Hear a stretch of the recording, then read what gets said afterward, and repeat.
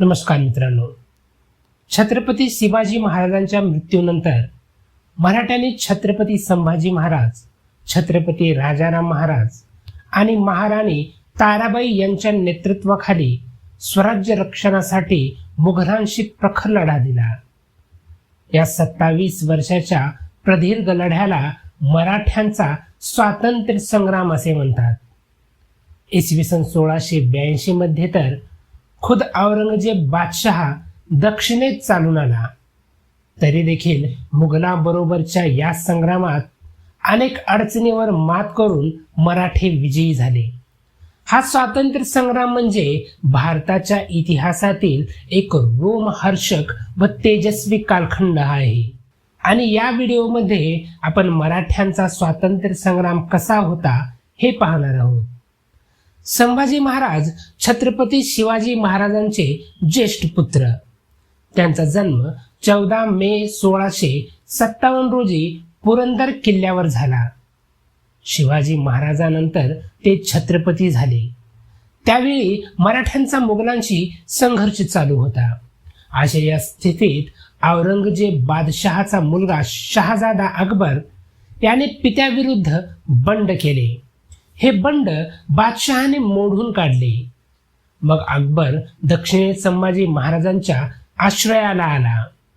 त्याचे पारिपत्य करण्यासाठी बादशहा स्वतः इसवी सन 1682 मध्ये दक्षिणेत आला. त्याच्याबरोबर अफाट सैन्य आणि प्रभावी तोफखाना होता. त्याने जंजिऱ्याच्या सिद्धीला मराठ्यांच्या विरुद्ध मोहीम हाती घेण्यास सांगितली. पोर्तुगीजांनाही आपल्या बाजूला वळवून घेतले. यामुळे संभाजी महाराजांवर एकाच वेळी अनेक शत्रूंना तोंड देण्याचा प्रसंग आला. संभाजी महाराजांची कारकीर्द हे शिवाजी महाराजांच्या नंतर झालेल्या मराठ्यांच्या स्वातंत्र्य संग्रामाचे पहिले पर्व होय. महाराजांनी आपल्या कारकिर्दीतच त्यांना मुलकी राज्यकारभाराचे व लष्करी मोहिमांचे उत्कृष्ट शिक्षण दिले होते. वयाच्या 14व्या वर्षापासून ते राज्याचा कारभार व सैन्याचे आधिपत्य यात लक्ष घालू लागले होते. युवराज असतानाच त्यांनी मुघलांच्या आदिलशहाच्या अनेक प्रदेशावर स्वाऱ्या केल्या होत्या. त्यांच्या युद्ध कौशल्याचे वर्णन करताना त्या वेळचा फ्रेंच प्रवासी ॲबेकॅरे म्हणतो, हा युवराज लहान असला तरी धैर्यशील आणि आपल्या पित्याच्या कीर्ती साजेल असाच शूरवीर आहे. संभाजी महाराज छत्रपती झाल्यावर मराठ्यांचा मुघलांशी संघर्ष अधिकच तीव्र झाला.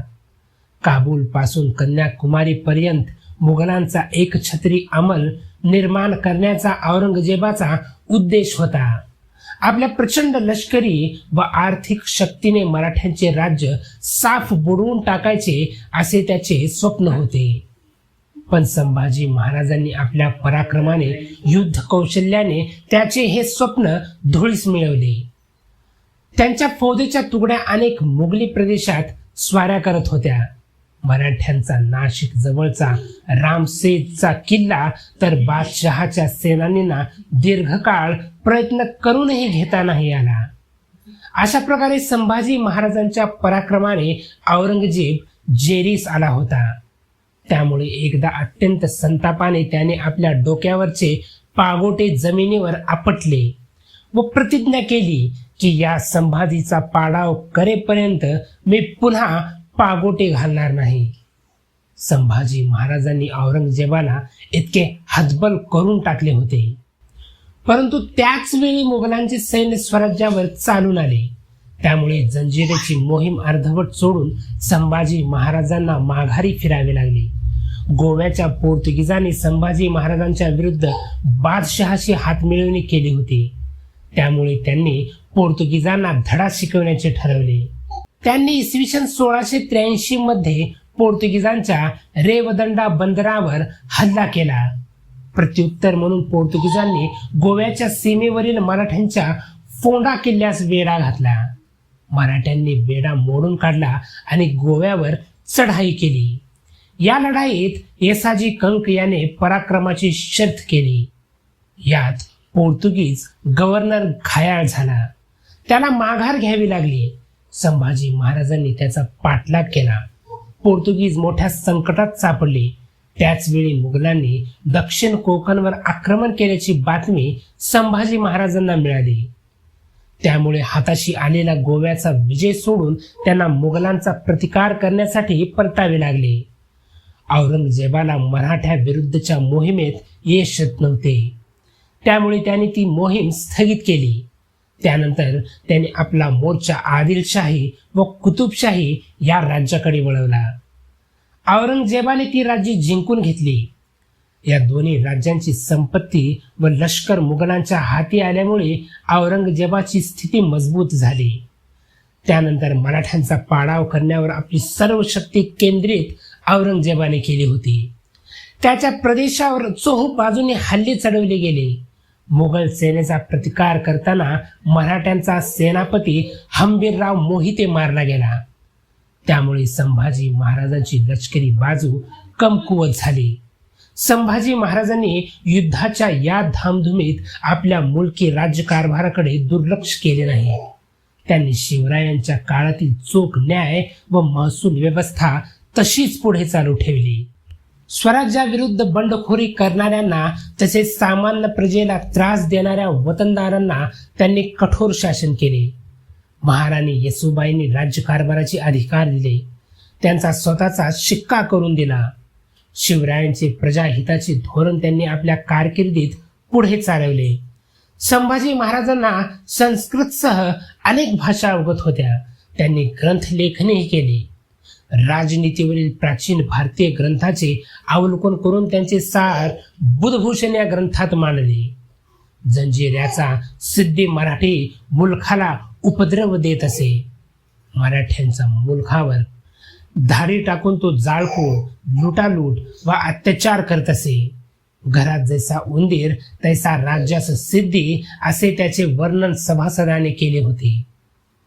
संभाजी महाराजांनी इसवी सन 1682 मध्ये त्याच्या विरुद्ध मोहीम उघडली. त्यांच्या सैन्याने त्याच्या ताब्यातील दंडा राजपुरी या किल्ल्याला वेढा घातला आणि जंजिऱ्यावरही तोफांचा भडीमार केला. औरंगजेब संभाजी महाराजांना नमवण्यासाठी प्रयत्नांची पराकाष्ठा करत होता. त्याने मुकर्रब खान याची नेमणूक कोल्हापूर प्रांतावर केली होती. महाराज कोकणातील संगमेश्वर येथे असल्याची बातमी मुकर्रब खानास कळली. तेव्हा त्याने छापा घालून संभाजी महाराजांना पकडले. बादशहा पुढे नेण्यात आल्यानंतर त्याच्या पुढे ते अतिशय बाणेदारपणे वागले. मग बादशहाच्या हुकमाने 11 मार्च 1689 रोजी अत्यंत अमानुषपणे त्यांना ठार करण्यात आले. मराठ्यांचा हा छत्रपती स्वाभिमान न सोडता अत्यंत धीरोदात्तपणे मृत्यूला सामोरे गेला. त्यांच्या बलिदानापासून प्रेरणा घेऊन मराठ्यांनी मुघलाविरुद्धचा संघर्ष अधिकच तीव्र केला. राजाराम महाराज हे छत्रपती शिवाजी महाराजांचे द्वितीय पुत्र होते. त्यांचा जन्म 24 फेब्रुवारी 1670 रोजी रायगडावर झाला. छत्रपती राजाराम महाराज संभाजी महाराजांच्या मृत्यूनंतर ते छत्रपती झाले. आता मराठ्यांचे राज्य जिंकून घेण्याचे आपले स्वप्न साकार होणार असे औरंगजेबाला वाटू लागले. म्हणून त्याने रायगडाला वेढा घालण्यासाठी जुल्फिकार खानाला पाठवले. त्यावेळी राजाराम महाराज व त्यांच्या पत्नी महाराणी ताराबाई तसेच संभाजी महाराजांच्या पत्नी येसूबाई व पुत्र शाहू हे रायगडावरच होते. या सर्वांनी एकाच ठिकाणी राहणे धोक्याचे होते. या प्रसंगी येसूबाईंनी या अभूतपूर्व संकटाला धैर्याने तोंड दिले. कोणत्याही परिस्थितीत मुघलांना शरण जायचे नाही असे ठरवून त्यांनी रायगडावर महत्वाचे राजनैतिक निर्णय घेतले. त्यानुसार राजाराम महाराजांनी रायगडाच्या वेढ्यातून बाहेर पडावे आणि आवश्यकता भासल्यास दूरवर जिंजीला जावे असे ठरले. तसेच महाराणी येसूबाई यांनी आपल्या नेतृत्वाखाली रायगड लढवावा असे धोरणही ठरवण्यात आले. येसूबाईंनी आपल्या मुलाला छत्रपती पदावर न बसवता राजाराम महाराजांना छत्रपती बनवण्याचा निर्णय घेतला. त्यांचा हा निर्णय हे स्वराज्य प्रेमाचे व पराकोटीच्या स्वार्थ त्यागाचे उदाहरण होय. त्यांनी स्वतःच्या व पुत्राच्या प्राणांची पर्वा न करता मराठ्यांच्या छत्रपती सुरक्षित ठेवले.